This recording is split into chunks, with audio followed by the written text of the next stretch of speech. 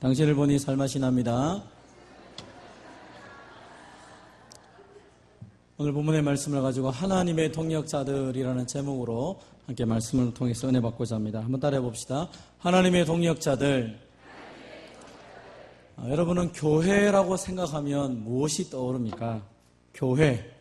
교회는 교회당 이 건물이 떠오르기도 합니다. 또 교회라고 하면 그 교회 안에 속한 성도들이 생각이 납니다. 우리는 교회를 교회 건물로 생각할 수 있습니다. 그래서 교회가 부흥이 된다, 교회가 성장한다라고 생각할 때 교회 건물을 반듯하게 짓고 더 넓고 더 많은 건물을 세우는 것을 가리켜서 교회가 성장했다, 부흥했다라고 말할 수도 있습니다. 또 교회를 사람으로 보면 우리 교회에 많은 성도들이 와서 그 성도들의 숫자가 늘어났기 때문에 교회가 성장을 했고 부흥을 했다라고 말할 수도 있습니다. 또 개인적으로 생각하면 너희가 교회라고 말했기 때문에 교회된 나 자신이 이전보다 주님을 더 뜨겁게 사랑하고 있다면 아마 나는 심령의 부흥을 경험하고 살아가고 있을 것입니다. 그래서 우리는 교회라는 개념을 잘 정립하고 잘 생각을 해야 됩니다. 왕궁충부교회라고 말할 때 도대체 왕궁충부교회는 무엇을 의미합니까? 이 건물을 의미합니까? 이 안에 속한 성도들을 의미합니까? 사실 이 두 가지가 다 포함될 수 있겠죠. 건물은 건물 나름대로 왕궁충부교회를 상징할 수 있겠죠. 그러나 여러분 생각해 보십시오. 이 건물이 다 허물어지고 난 이후에도 하나님의 성도들이 있다면, 왕궁충부교회라는 이름으로 모여 있다면 그 교회는 여전히 든든히 서갈 것입니다. 반대로 전에 살펴본 것처럼 영국에 있는 어떤 교회당처럼 교회당 건물은 있는데 그 안에 사람들이 없어서 술집으로 변화됐다면 더 이상 그것을 가리켜서 교회당이라고 말하지는 않을 것입니다. 그래서 우리는 좀 더 관심을 갖는 것이 건물을 아름답게 짓는 것도 필요합니다. 왜냐하면 예배드리고 성도들을 섬기고 뭔가를 하기에는 건물이 없으면 불편해서 하기 어렵습니다. 그러나 본질적인 것은 그 안에 있는 성도 한 사람 한 사람이 얼마나 더 하나님을 사랑하고 하나님을 닮아가고 있는가가 중요하지요. 여러분이 이전보다 더 성숙한 삶을 살고 계십니까? 내 심령 안에 성령의 은혜가 있고 내가 부흥하고 성장했다고 생각하면 이전보다 더 주님을 닮아가야 될 것입니다. 그것은 내 스스로도 그런 경험을 누리셔야 되고요. 내 주위에 있는 가장 가까운 가족들과 이웃들로부터 그 소리를 들어야 될 것이죠. 이상하게 집사님을 보니까 작년보다 올해가 더 좋아진 것 같아. 더 하나님의 모습이 보여. 내가 너를 보니까 하나님이 살아계신 것이 느껴져. 그것이 사실은 제대로 된 교회의 모습일 것입니다. 저와 여러분이 세월을 지나면 지날수록 더 아름다운 교회를 만들어가고 또 스스로가 더 아름다운 교회가 되기를 주님의 이름으로 축원드립니다. 그렇다면 더 좋은 교회, 더 아름다운 교회를 세우기 위해서 우리가 어떻게 하나님과 동력자로 서갈 수 있습니까? 첫 번째 한번 따라해 봅시다. 육신적인 어린아이의 신앙을 버려야 합니다. 오늘 본문에서 사도 바울은 고린도 교회를 향하여서 내가 신령한 자들처럼 너희를 대할 수 없어서 안타깝다라고 얘기합니다. 내가 신령한 자들, 다시 말하면 성령의 지배를 받고 성령 충만한 자들처럼 내가 고린도 교회 너희들과 대하지 못해서 참 답답하다라고 얘기합니다. 사실 고린도 교회는 1장에 살펴본 것처럼 모든 지식과 언변과 은사가 가득 찬 교회입니다. 그리고 모든 재물과 세상 사람들이 볼 때 저 교회는 진짜 멋있는 교회야 라고 말하는 교회가 고린도 교회입니다. 그 주위에 많은 사람들은 음란과 더러움이 가득 참에도 불구하고 성도로 부름받을 만큼 거룩한 존재로 세워진 교회임에도 불구하고 그럼에도 불구하고 그 성도들 가운데 육신에 속한 자, 다시 말하면 그리스도 안에서 어린아이와 같은 신앙을 가진 사람들이 있다라고 말을 합니다. 고린도전서를 읽다 보면 두 단어가 자꾸 헷갈립니다. 하나는 육신에 속한 자 혹은 육에 속한 자, 이 두 가지가 서로 혼돈을 느낄 수 있습니다. 2장 14절에 보면 육에 속한 사람은 어떤 사람입니까? 하나님의 성령이 없는 것입니다. 그러니까 불신자를 말합니다. 하나님을 믿지 않는 사람입니다. 그 사람을 육에 속한 사람이라고 말합니다. 그런데 오늘 이 고린도 교회를 향해서는 육신에 속한 사람, 다시 말하면 예수님은 믿는데 분명히 그 사람 안에 성령님은 계시는데 그러나 말이나 행동이나 삶을 보면 육에 속한 불신자들하고 똑같다라는 것입니다. 그래서 답답해하는 것입니다. 아니 저 사람이 분명히 예수 믿는 사람은 확실한데 근데 그 말하는 거나 행동하는 거나 그 사람의 삶의 열매를 보면 불신자들하고 다른 것이 없다는 것입니다.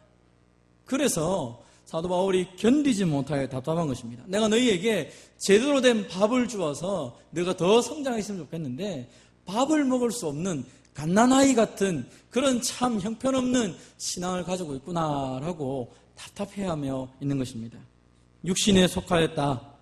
예수님은 믿는데 육신에 속하였다. 대표적인 특징이 무엇입니까? 본문에서는 시기와 분쟁이다라고 얘기합니다.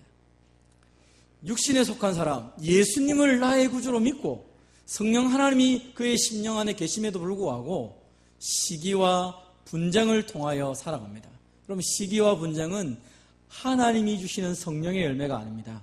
그것은 옛 성품, 육신이 주는 육신의 열매요, 옛 성품의 쓴뿌리 같은 존재입니다. 그래서 시기하고 분쟁하는 것입니다.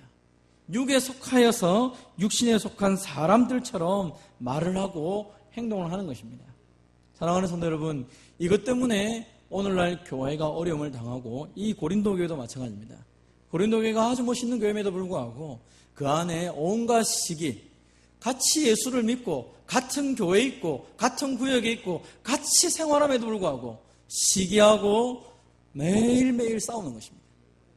그 소리를 세상 사람들이 다 듣고 있는 것입니다. 야, 저 사람 예수 믿는 사람 맞나? 저 사람이 장로라면서, 저 사람이 권사라면서, 저 사람이 목사라면서, 저 사람이 집사라면서. 그런데 어떻게 저렇게 싸우고 있냐? 하나님은 없어도 나는 그렇게는 안 싸운다. 그런 소리가 이 고린도 교회에 가득 찼단 말입니다. 사도 바울이 그 얘기를 듣고 견디지를 못하는 것입니다. 너희는 거룩한 성도인데 너희 안에 계신 예수님이 분명히 살아계시는데 왜 너희는 아직도 시기하고 분쟁하고 있느냐? 왜 어린아이의 짓을 하고 있느냐? 왜 어린아이 신앙을 버리지 못하느냐? 답답해서 이야기를 하고 있는 것입니다. 이 고린도 교회 안에서는 이 시기와 분쟁의 핵심 중에 하나가 사람 문제입니다. 나는 바울에게 속하였고 나는 아볼로에게 속했다라고 이야기합니다. 왜 이런 이야기를 합니까? 바울의 이름을 들어서 자신을 높이고자 하는 것입니다. 야, 내 말은 바울 선생이 한 말이야. 그러니까 너 내 말 들어. 자신의 권위로 말할 수 없으니까 바울이라고 하는 지도자의 그 권위를 가지고 이야기하기 시작합니다. 야, 나는 아볼로한테 배웠어. 아볼로 선생만큼 구약 성경 아는 사람이 있어? 그 탁월한 선생한테 내가 배웠어. 그러니까 너 내 말 들어. 라고 얘기하는 것입니다. 그것은 육신의 어린아이들이 하는 장난스러운 행동입니다. 아이들이 노는 걸 보십시오. 아이들이 얘기합니다. 야, 이 딱지가 얼마나짜리인 줄 알아? 네가 갖고 있어? 쓸데없는 딱지 갖고 장난치고 있죠. 그거 시간 지나면 아무것도 아닙니다. 또 어떤 애이 말합니다. 안 돼! 이거 못 줘! 이 자리는 내 자리야! 내가 앉아있어야 돼! 저리 가! 평생 앉아있을 것도 아니면서 그 자리 하나 가지고 싸우고 있다는 것입니다. 아이들은 눈에 보이는 것이 잡니다. 그래서 지금 이거 뭘 먹어야 되면 저거 못 참습니다. 그래서 마시멜로 교육을 할 때 아이들에게 이거 참으면 2개 줄게. 이거 한 개만 참으면 네가 5분만 참으면 2개 줄게. 거의 80% 이상 아이들은 다 한 개 먹습니다. 왜요? 견디지를 못하는 겁니다. 눈에 보이는 그것이 전부라고 생각하는 것입니다. 그런데 나이가 들고 성숙한 사람들하고 만나 얘기해보면 참는 걸 잘하시죠. 왜요? 이거 한 개 안 먹고 5분 있다가 2개 준다. 원래 5분 있다 2개 받는 게 훨씬 좋은 걸 알기 때문에 기다리죠. 지금 안 해도 된다는 것이죠. 많은 교회의 문제들이나 성도들의 문제들의 핵심 뭡니까?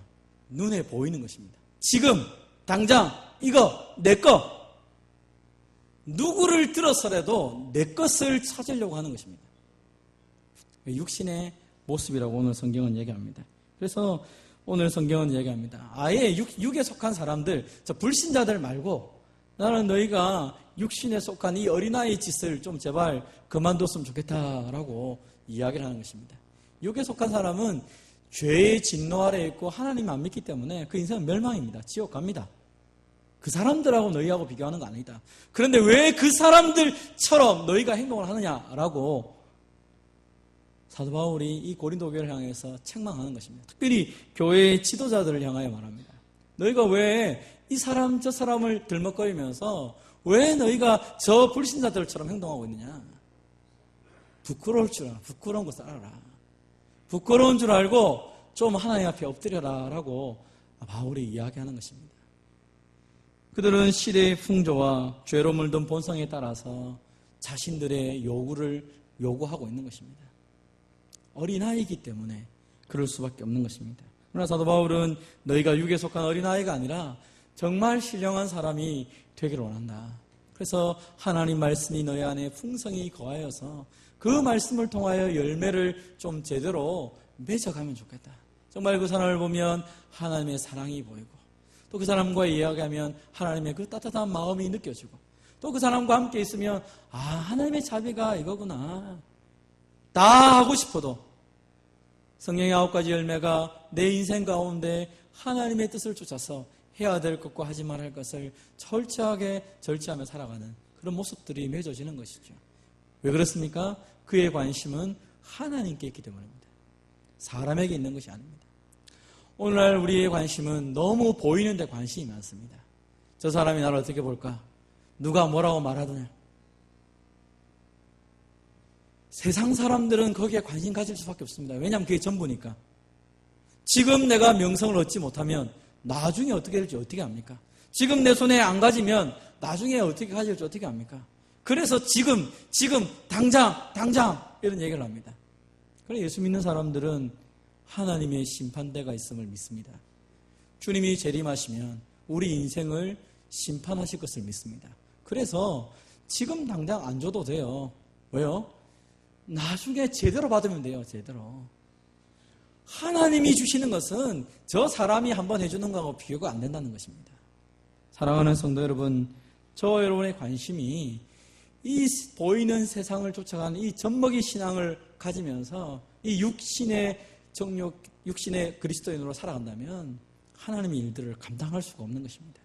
교회가 시끄러운 이유가 뭡니까? 많은 지도자들이, 많은 사람들이 아직까지 어린아이 신앙을 가지고 나만 바라봐달라고 하는 것입니다. 아이들의 핵심은 자기를 봐달라는 겁니다. 성숙한 사람의 모습은 섬기는 것이죠. 주님이 그래 하였던 것처럼 나는 필요 없어요. 왜? 주님이 아시니까요. 주님이 갚아주실 것이니까요. 사랑하는 성도 여러분, 더 이상 우리 안에도 어린아이 같은 신앙, 이 젖먹이 신앙을 가지고 교회를 섬기려고 애쓰지 마시고 다 내려놓으시고 이제는 성령이 주신 은혜를 따라서 신령한 자가 되어서 하나님의 인도를 받고 성령의 능력을 받아서 정말 성령에 충만한 열매를 맺어가며 많은 사람들에게 하나님의 사랑을 드러내는 저와 여러분 되시기를 바랍니다. 두 번째 한번 따라합시다. 교회가 하나님의 밭이요 하나님의 집임을 확신해야 합니다. 그럼 교회가 뭡니까? 오늘날 조금 더 말했지만 교회를 어떻게 보냐에 따라서 우리의 신앙의 관점은 달라집니다. 어떤 분이 저한테 얘기합니다. 목사님 교회는 어떤 교단입니까? 우리 교회는 대한예수교 장로회 고신측에 있는 교단입니다. 장로회 교회군요. 그럼 그 교회는 장로가 대장이겠네요. 그래 얘기를 합니다. 아니요, 장로가 대장이 아닌데요. 장로교니까 장로교 아닙니까? 그게 아니고 교회 정치에서 모든 성도들이 다 할 수 없으니까 교회에서 대표로 장로들을 뽑아서 그 장로들이 모든 위임을 맡아서 치리의 문제를 담당하고 있기 때문에 장로교라고 말합니다. 장로 정치를 한다고 해서 장로교라고 표현을 합니다. 그래서 일종의 대의제와 비슷합니다라고 제가 설명을 합니다. 침례교는 직접적으로 공동회 합니다. 바로 합니다. 중간에 매개체가 없습니다. 원래는 회중교회이기 때문에 회중 전체가 모든 것을 결정합니다. 우리가 말하면 직접 선거를 하는 것이 회중교회입니다. 그래서 각 교회마다 다른 정치적인 색깔을 가지고 있습니다. 이런 움직임을 가지려고 하는 것입니다. 그런데 진짜 교회를 바라볼 때 제일 핵심이 무엇입니까? 이것은 뭐 장로든지 목사든지 또는 심지어 회중이든지 누가 교회의 중심이 되어야 됩니까? 그것은 하나님이 교회의 중심이 되는 것이죠. 그래서 하나님의 밭이요 하나님의 집이다라고 오늘 성경은 말씀하는 것입니다. 그래서 무엇이 가장 중요합니까? 하나님의 교회에서는 하나님의 말씀이 가장 중요합니다. 하나님이 뭐라고 말씀하시는가? 거기에 우리의 삶의 모든 방향을 두고 살아가게 되는 것입니다. 그러면 사역자들은 뭡니까? 주님께서 아볼로를 보내시고 바울을 보내신 이유는 뭡니까? 그들을 통하여서 너희가 예수를 믿을 수 있도록 도와주는 역할을 한다는 것입니다. 그럼 예수님 믿게 하는 것은 그 바울이 했습니까? 아볼로가 했습니까? 아니, 그 사람은 믿을 수 있도록 도와주는 역할을 한 것이라는 것입니다. 마치 산모가 아기를 놓을 때 그 옆에서 간호사나 의사들이 도와주는 역할을 하는 것이지 애를 낳는 것은 아볼로나 바울이 한 것이 아니다라고 얘기합니다. 그것을 가리켜서 이렇게 표현하죠. 바울이 말하기를 나는 심었고 아볼로는 물을 주었는데 자라게 하시는 것은 생명을 주신 것은 하나님이 하신다라고 얘기합니다. 한 생명이 성장할 때 이 모든 걸 자라게 하시는 것은 하나님이십니다. 하나님 혼자 다 할 수 있어요. 그럼에도 불구하고 하나님이 심는 자, 물 주는 자를 세워서 동력하여서 아름다운 하나님의 나라를 만들어 간다는 것입니다. 우리 교회도 마찬가지입니다. 하나님 혼자서 이 교회 다 이끌어 가실 수 있겠죠. 목사가 뭐 필요하고 장로가 뭐 필요하고 권사, 집사 다 필요 없습니다. 없어도 하나님의 교회는 하나님의 교회가 움직여 갑니다. 그런데 하나님께서 이 교회의 일들을 하나님 혼자 다 하실 수 있는데 하나님의 사역자들을 세워주셨다는 것입니다. 그래서 동력하여서 하나님과 동력하여서 하나님의 교회를 만들어 가도록 하신 것입니다. 그러면 심는 자나 물 주는 자, 뭐 바울이나 아볼로 같은 사람 별 필요 없네요. 열심히 하든 안 하든 별 상관없겠네요. 잘하게 하시는 거 하나님이라면서요. 아니요. 심는 자, 또 물 주는 사람은 그가 한 일이 있기 때문에 하나님이 그에게 상을 주시고 잘하게 하시는 것은 하나님이 하신다는 것입니다. 그러므로 이 관점을 명확하게 우리가 할 필요가 있는 것입니다. 내가 잘해가지고 우리 교회가 잘 성장하고 내가 잘해가지고 우리 교회가 잘 되고 말도 안 되는 소리입니다. 잘하는 사람이 잘 되는 것입니까? 그 잘 된다는 게 뭘 말하는 건데요? 내가 할 수 있는 것은 하나님이 지혜를 주셔서 최대한 내가 할 수 있는 역할을 잘 감당하는 것입니다. 거기에 따른 하나님의 상급을 내가 받는 것입니다. 실제로 성장하게 하고 잘하게 하는 것은 하나님이 하신 일이죠. 그러니까 하나님께 지혜를 구하고 하나님께 능력을 붙잡고 하나님의 은혜를 붙잡고 살아가기 때문에 이 사역자들 입장에서는 하나님이 은혜를 주지 않으시면 아무것도 할 수가 없는 것입니다. 그래서 사역자들의 핵심이 뭡니까? 하나님과 더 가까워지는 것입니다. 아무리 목사가 대단해도 하나님하고 거리가 멀어져 있으면 의미가 없습니다. 교인들이 10,000명이 되고 더 크면 뭐 하겠습니까? 자기 구원도 안 되는데요. 자기가 하나님하고 없는데요. 내 말 한마디면 온 교회가 왔다 갔다 하면 기분 좋습니까? 하나님이 없으면 아무것도 아닙니다. 하나님 우리에게 원하는 게 무엇입니까? 네가 하나님과 더불어서 동력을 하고 있느냐? 오늘 바울이 이 고린도 교회를 향해 말하기를 너희가 사역자를 함부로 생각할 필요는 없다. 하나님의 동력자니까 하나님께서 세우신 자들로 인정하라. 그러나 그 사람은 하나님이 세우시고 하나님이 우리 교회에 보내주셨기 때문에 감사하고 기쁨으로 동력하는 것이지 그 사람을 우상화하거나 반대로 그 사람을 멸시할 필요 없다. 그 사람은 하나님이 보내준 사역자지 그 사람을 우리가 왜 교회에서 목사들에게나 목사님들에게 사례를 주고 왜 그래 합니까? 하나님 보내셨다 믿기 때문에 이 일들을 잘 감당하라고 하는 것이죠. 그래서 그분들은 맡은 일을 따라서 열심히 교회 일을 섬기게 되는 것입니다. 장로와 권사와 집사를 세웠습니다. 뭐 때문에 세웠습니까? 잘나서 세웠습니까? 더 잘난 사람 많습니다. 그런데 하나님께서 저 사람을 통하여 우리 공동체에 하시고 싶은 일이 있기 때문에 하나님이 세우신 것이죠. 그래서 하나님의 권위를 인정하여 그 사람을 받아들이는 것입니다. 그것을 우리가 사역자들이나 직분자들은 착각해서는 안 됩니다. 내가 장로니까, 내가 목사니까 너네 말 들어. 그런 게 어디 있습니까? 나는 평신도니까 아무 할 것도 없고. 그런 게 어디 있어요? 하나님이 나를 하나님의 일꾼으로 세우셨다는 이 한마디가 우리의 모든 삶에 있어서 원동력이 되는 것이죠. 내가 지금 무엇 때문에 일하고 있고 무엇을 위해 하고 있느냐? 하나님과 내가 동력하고 있다. 하나님 능력, 하나님 지혜, 하나님의 그 은사를 가지고 하나님의 밭, 하나님의 집에서 내게 주어진 역할을 최선을 다한다. 이게 사역자들의 생각이 됩니다. 반대로 성도들은 어떻게 생각이 됩니까? 한 사람을 우상화할 필요 없습니다. 왜요? 사람은요, 잘할 수도 있고 못할 수도 있습니다.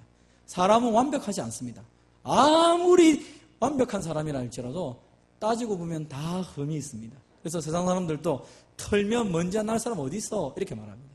다 연약합니다. 그러나 우리가 왜 그 사람들을 목사로, 장로로, 집사로, 권사로 인정합니까? 하나님이 세우셨으니까. 하나님 때문에 그 사람을 인정하는 것이죠.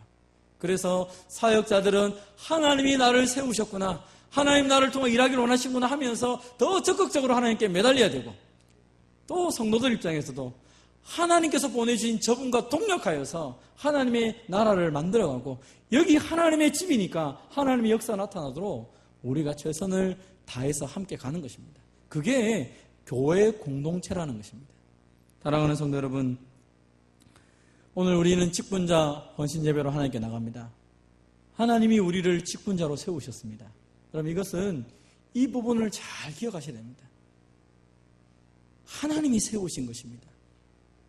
오늘 목사로, 장로로, 권사로, 집사로, 구역장으로, 구역강사로, 교사로, 찬양대원으로, 혹은 찬양부로, 또는 원리스든지 그리고 방송실이든지, 물론 하나님께서 주신 지혜를 가지고 당회와 또 당회가 검토하고 기도하면서 일꾼들을 세웠죠.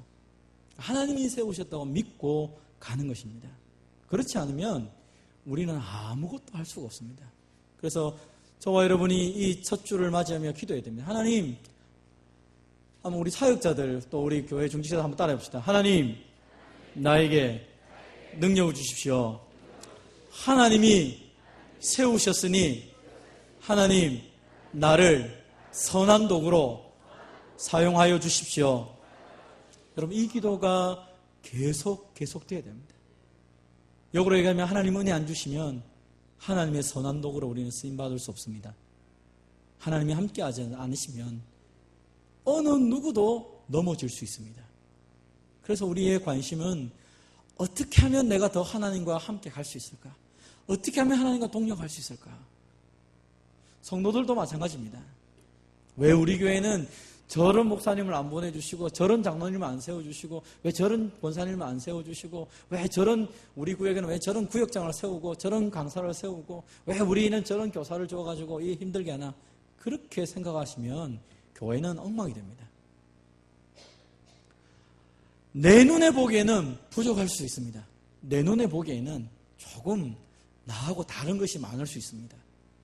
그런데 하나님이 나에게 보내주시고 하나님이 우리 공동체에 보내주실 때는 분명히 그 뜻이 있다. 그래서 그들을 위해 기도해주고, 내 눈에 다르게 보이고 내 눈에 좀 뭔가가 부족하게 보이면 한번 따라합시다. 부족하게 보이는 것은 내 기도와 나의 도움으로 채워야 합니다. 하나님이 보여주신 것은 그냥 보여주는 게 아니에요. 저 장로님 참 좋은데 왜 이 부분 약할까? 그거를 깨닫는 사람은 다 깨닫는 게 아닙니다. 깨닫는 사람에게 기도하라고 가르쳐 준 것입니다. 우리 목사님 다 좋은데 왜 저게 안 될까? 저한테 찾아와서 목사님 왜 그거 못합니까? 손가락질하고 야단쳐도 잘 안 바뀌어요. 안 바뀔 수도 있어요. 바뀔 수도 있겠지만 잘 안 바뀔 수도 있어요. 왜냐하면 사람이 지내다 보니까 나이가 들면 이게 안 바뀌는 것 같아요. 어릴 때는 잘 바뀌었는데 이게 뭐가 잘 안 바뀔 때가 있는 것이죠. 그때 기억하시면 됩니다. 아, 내게 보여주신 것은 뭐 하라고? 기도하라고 보여주신 거구나. 기도해야지. 하나님 도와주십시오. 실제로 영국에 대붕이 있었을 때 어느 그 영국의 부흥 역사를 살펴보면 한 조그만한 시골 교회 이야기가 나옵니다. 조그만한 시골 교회에 목사님이 설교를 어떻게 하냐면 이 목사님이 아주 유식한 목사님이셨어요. 그런데 그 당시에 영국의 대붕이 일어나기 직전에 어떤 일이 있었냐면 그 유럽에는 자유신학이 팽배했습니다. 설교를 하는데 그 설교의 내용은 하나님 믿지 말라는 설교예요. 여러분 기적은 아닙니다. 예수님이 물 위에 걸어간 거 아닙니다. 그는 제자들이 좀 멍청해가지고 그 어스름한 밤에 그냥 물 위로 온 것처럼 이렇게 합니다. 이성으로 이해되지 않는 것은 믿을 필요가 없습니다. 목사가 그렇게 설교를 했었어요. 그런 시대가 되니까 교회당에 사람들이 있을 이유가 없잖아요. 아니 목사도 안 믿는 하나님을 설교하는데 뭐하라고 앉아있겠어요. 그래서 그 교회에 교인들이 다 떠나고 2명의 할머니가 앉아 계셨답니다. 2명의 할머니가 설교를 들을 때마다 기가 막힌 것입니다. 아, 우리 목사님 도대체 아니 하나님 믿는 분인가 안 믿는 분인가. 근데 이 2 할머니 굉장히 믿음이 좋았던 것 같아요. 이 2분이 이렇게 기도를 했답니다. 하나님, 저 목사님도 하나님 우리 교회에 보내주신 데 이유가 있지 않을까요? 그런데 목사님이 저런 설교를 하면 교인들 다 떠나고 이제 우리 둘 남았습니다. 우리도 믿음이 흔들립니다. 그런데 하나님, 보내신 하나님이 맞으니까. 그런데 제가 믿던 하나님하고 목사님이 말하신 하나님 다릅니다. 제발 성경이 말하는 하나님을 우리 목사님이 설교하게 해주세요. 그렇게 기도하기 시작했어요. 2 할머니가 계속 기도합니다. 설교는 계속 엉뚱하게 하고 있습니다. 그런데 계속 이 할머니들이 기도하기 시작하는데 어느 날 목사님이 지나가다가 본인이 하나님을 잘 안 믿으니까 기도할 이유도 없잖아요. 그래서 별 기도 안 하는데 새벽에 막 부르짖는 소리가 들리는 거예요. 도대체 뭔 소린가 하고 가보니까 그 할머니 둘이가 앉아가지고 계속 소리며 기도. 하나님 우리 목사님에게 복 주셔서 하나님 말씀 잘 전하게 해주세요. 그 할머니 둘이가 막 울면서 기도하는 거예요. 그 소리를 이 목사님이 듣기 시작합니다. 그때 성령 하나님이 그 심령에 찾아오셔서 그 할머니의 기도가 목사님 심정에 울리게 되신 거죠. 그 목사님이 그때부터 꼬꾸라져서 하나님께 회개하기 시작합니다. 자기가 배웠던 신학 다 버렸습니다. 이거 아니구나. 내가 진짜 성경을 읽지 않고 내가 성경을 보지 않고 엉뚱한 소리 했구나. 하나님 앞에서 철저하게 회개하기 시작합니다. 그래서 그 회개하고 난 이후에 그 다음 주부터 설교가 시작되었습니다. 여러분 어땠을까요? 설교하는 목사님부터 펑펑 울기 시작합니다. 내가 지금까지 하나님을 잘못 설교했습니다. 하나님 살아계신데 죽은 하나님을 설교했습니다. 용서해 주세요. 하면서 펑펑 울면서 설교 시작합니다. 당연히 앉아계신 할머니 2분은 듣고 싶었던 설교를 듣기 시작하니까 펑펑 울기 시작했죠. 그 3사람이 울기 시작합니다. 그래서 스코틀랜드에 대붕이 일어나기 시작합니다.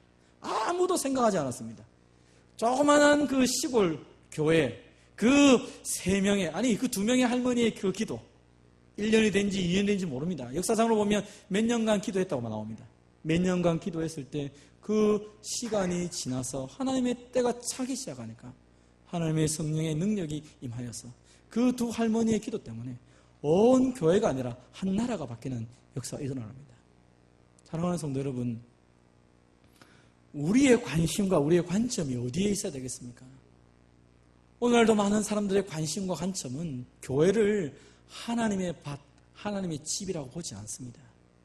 교회를 다른 목적으로 보기 시작하면 교회 공동체는 하루아침에 허물어집니다. 하나님이 우리를 하나님의 동역자로 부르시고 하나님의 집을 제대로 된 하나님의 집으로 만들어가기를 원하고 계십니다. 사랑하는 성도 여러분, 특별히 사랑하는 중직자 여러분, 하나님이 우리를 보내셨다는 사실을 정말로 믿으시고 그 하나님 앞에 하나님의 은혜와 능력을 받아서 성령의 은혜로 성령의 도우심으로 사역을 감당하는 모든 중직자분들 되시기를 바랍니다. 사랑하는 성도 여러분, 하나님이 보내신 일꾼들을 위해서 기도하십시오. 그 하나님이 보내신 이유가 우리 교회 가운데 이루어질도록, 하나님이 세우신 그 사람을 통하여 하나님이 하실 일들이 이루어지도록, 그래서 여기가 하나님의 집이요, 여기가 하나님의 밭이어서 정말로 하나님의 집을 찾는 사람들이 이곳 안에서 참담 하나님의 위로와 안식을 경험하고 하나님의 밭에서 새 생명이 성장하여서 하나님의 나라를 이루는 그날이 속히 오기를 간절히 사모하며 기도하는 저와 여러분 되시기를 주님의 이름으로 축원드립니다. 하나님 아버지 감사합니다. 우리를 하나님의 동력자로 부르시고 우리에게 하나님의 집,